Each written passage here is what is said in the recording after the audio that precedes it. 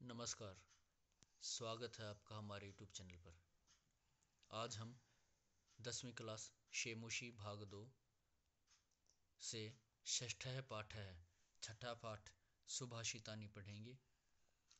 प्रस्तुतः पाठ है विविध ग्रंथात् संकलितानां 10 सुभाषितानां संग्रहो वर्तते कि प्रस्तुत पाठ अलग अलग ग्रंथों से संकलित लिए गए 10 सुभाषितों का संग्रह है। संस्कृत साहित्ये सार्वभौमिकं सत्यम प्रकाशितुम अर्थगंभीरयुता पद्यमयी प्रेरणात्मिका रचना सुभाषितमिति कथ्यते। संस्कृत साहित्य में सार्वभौमिक सत्य प्रकाशित करने के लिए और अर्थ की गंभीरता को समझने के लिए पद्य के रूप में जो रचना की गई है उसको सुभाषित कहते हैं।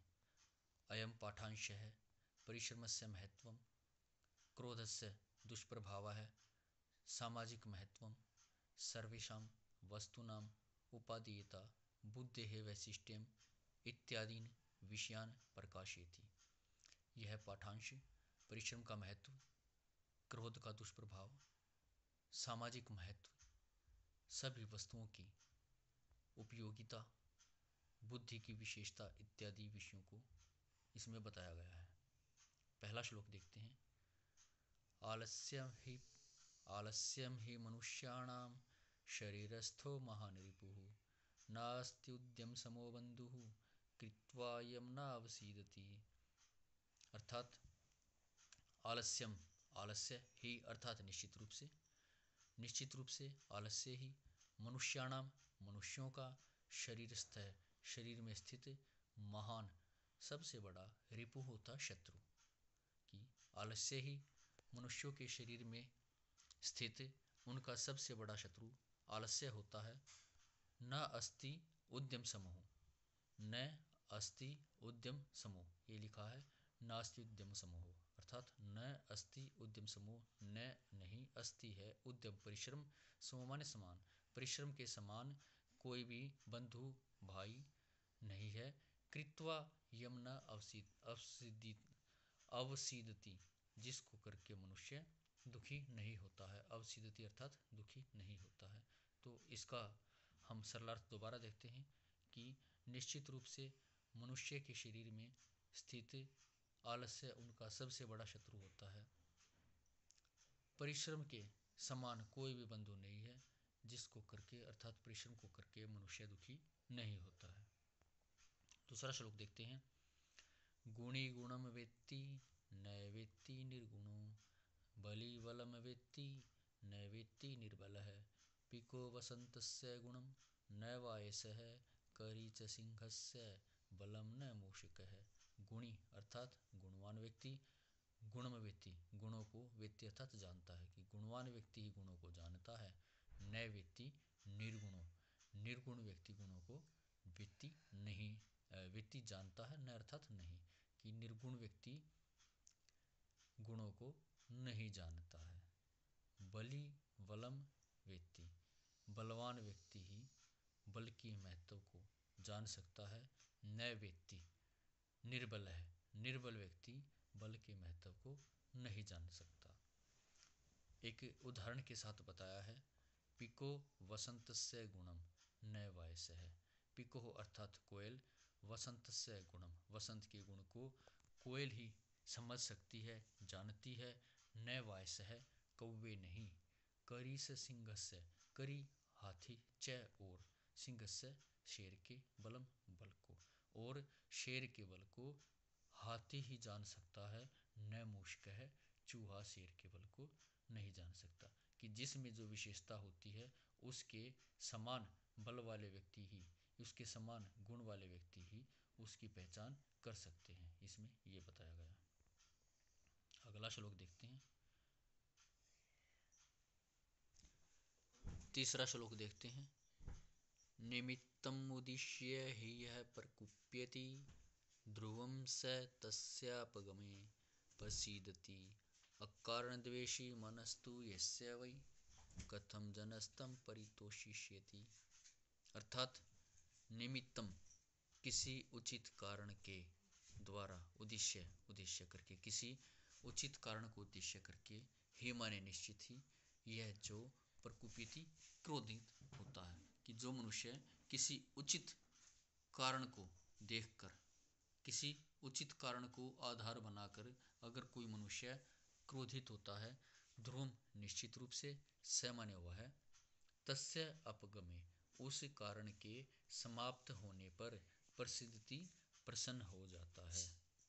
परंतु अकारण द्वेषी मनस्तु यस्य वै, अर्थात निश्चित रूप से अकारण द्वेषी, बिना किसी कारण के द्वेष करने वाले, मनस्तु मन वाले, कि जो व्यक्ति जिसका मन बगैर किसी कारण के क्रोधित रहता है, द्वेष करता है, कि कोई कारण नहीं और हमेशा क्रोधित रहता है, ईर्ष्या करता है, द्वेष करता है, कथम जनस्तम परितोषिष्यति, कथम कैसे, जन है उसको, तम माने जन है व्यक्ति को, तम उसको, उस व्यक्ति को कैसे, परितोषिष्यति संतुष्ट किया जा सकता है, अर्थात उसको संतुष्ट नहीं किया जा सकता।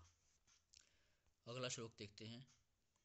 उदीरितो अर्थः पशूनापि गृह्यते, हयाश्च नागाश्च वहन्ति बोधितः, अनुक्तमपि उहति पंडितो जनः, प्रेंगित ज्ञानफला हि बुद्धयः।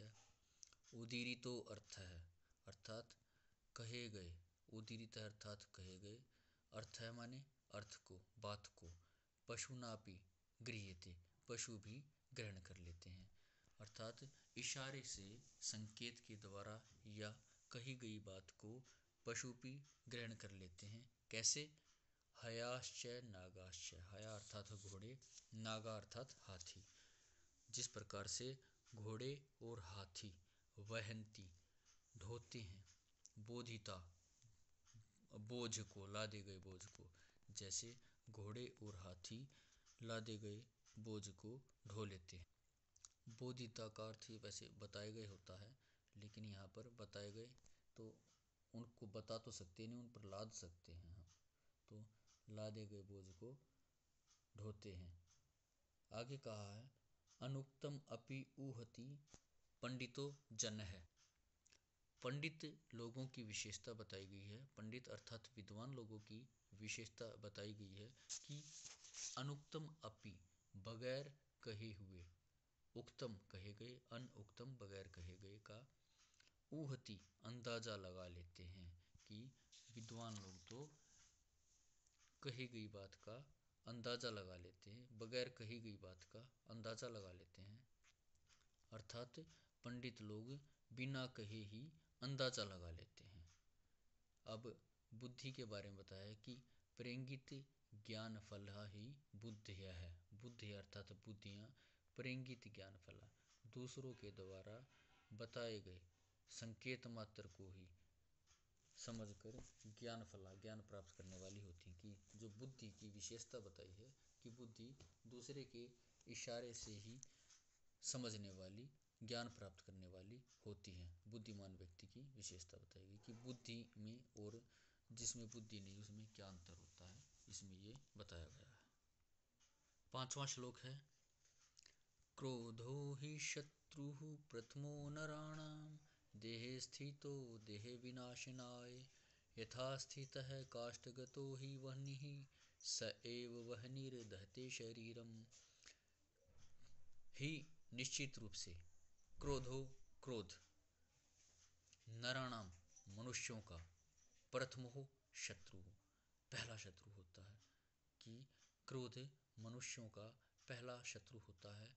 देह विनाशनाय, देह स्थितो, देह के विनाश के लिए, शरीर के विनाश के लिए देह स्थित है, उनकी शरीर में स्थित रहता है। मतलब अगर हमारे शरीर में क्रोध होगा, हमारे अंदर क्रोध होगा, तो हम वह क्रोध हमारे शरीर को ही नष्ट करेगा। उदाहरण दिया है कि यथा स्थित है काष्ठगतो ही वह्नि, वह्नि अर्थात आग, यथा जिस प्रकार से, स्थित रहती है, काष्ठगतो काष्ठ के अंदर, लकड़ी के अंदर, जिस प्रकार से लकड़ी के अंदर आग स्थित रहती है,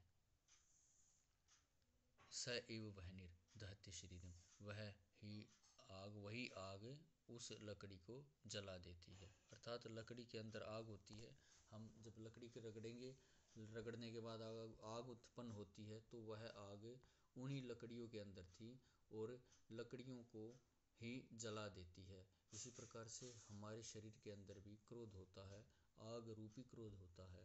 तो यह क्रोध हमारे शरीर को ही जला देता है, जैसे लकड़ियों के अंदर स्थित आग लकड़ियों को ही नष्ट कर देती है। अगला श्लोक देखते हैं।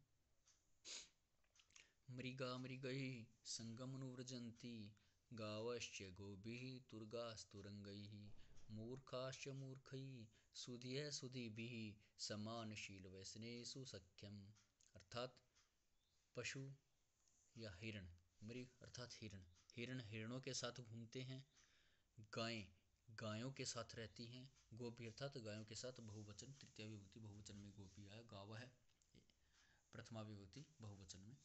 तो गाय गायों के साथ रहती हैं, तुर्गा तुर्ग अर्थात घोड़े, तुरंगई ही घोड़ों के साथ रहते हैं, मूर्खाश्च मूर्खी मूर्ख लोग मूर्खों के साथ रहते हैं, सुधिय है सुधिपी जो विद्वान लोग होते हैं वह विद्वानों के साथ ही रहते हैं। वास्तव में तो सख्यम मित्रता समानशील वैसनेसु एक समान स्वभावशील अर्थात स्वभाव, वैसनेसु आदतों में, कि एक समान स्वभाव और आदतों वाले लोगों में ही आपस में मित्रता होती है। 7वां श्लोक देखते हैं।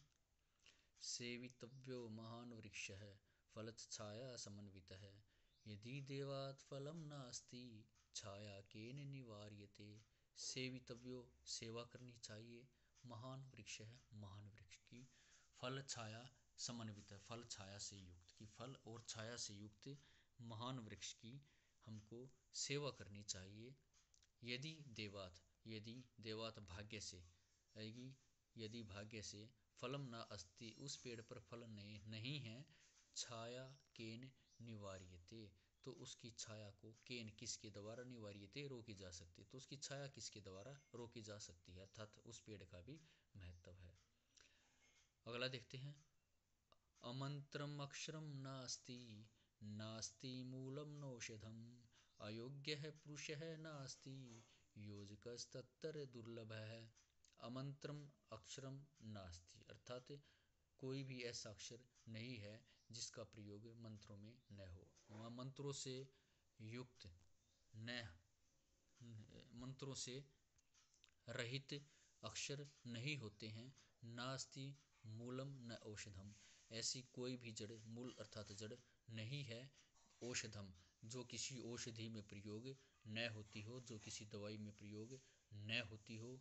अयोग्य है पुरुष न अस्ति योग्यता से रहित पुरुष नहीं होता, अर्थात हर पुरुष में कोई न कोई योग्यता होती है। योजकस्तत्र दुर्लभ है लेकिन योजक है जोड़ने वाला, इन सब को जोड़ने वाला ही दुर्लभ है, मुश्किल से मिलता है, इन सब को जोड़ने वाला ही योजक जोड़ने वाला ही इनको मुश्किल से मिलता है, दुर्लभ होता है। संपत्तौ च विपत्तौ च महताम एक रूपता उदये सविता रक्तो रक्तश्चास्तमये तथा। यहाँ पर सज्जनों की विशेषता बताई गई है। क्या? संपत्तो संपत्ति में, च और विपत्तो विपत्ति में, च और महताम महान लोगों की एक रूपता, एक रूप अर्थात एक जैसी कार्यशीलता होती है, कि संपत्ति आने पर और मुसीबत में सज्जन लोग एक समान ही रहते हैं।